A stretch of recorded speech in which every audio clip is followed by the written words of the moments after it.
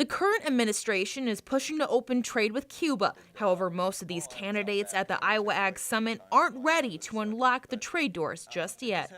My point is, I think we got a bad deal. Some, however, would consider lifting the embargo if the country makes some changes.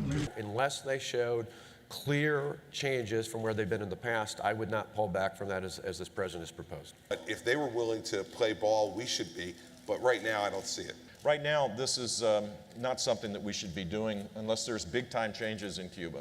Others say the trade opportunity with a country 90 miles off the Florida coast isn't there. I think we ought to quit pretending that Cuba is some wonderful nation with whom we can sit down and visit with.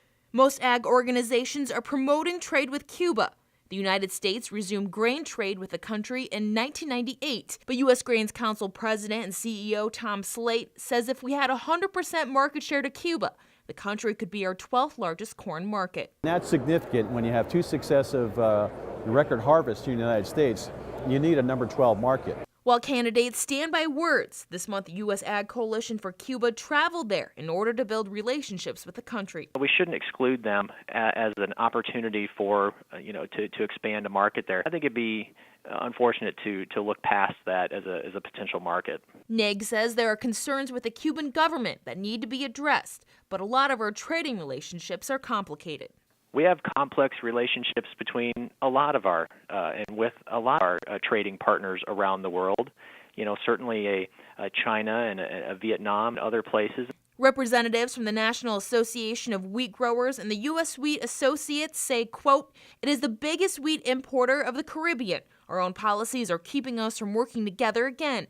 That's not good for farmers or for the Cuban people." On the meat side of things, some say we have hurdles to jump. There'll be a lot of tourism.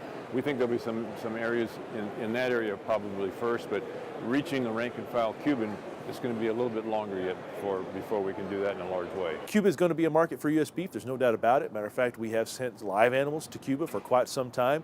When it comes to NCBA's position, we're for any market we can get into.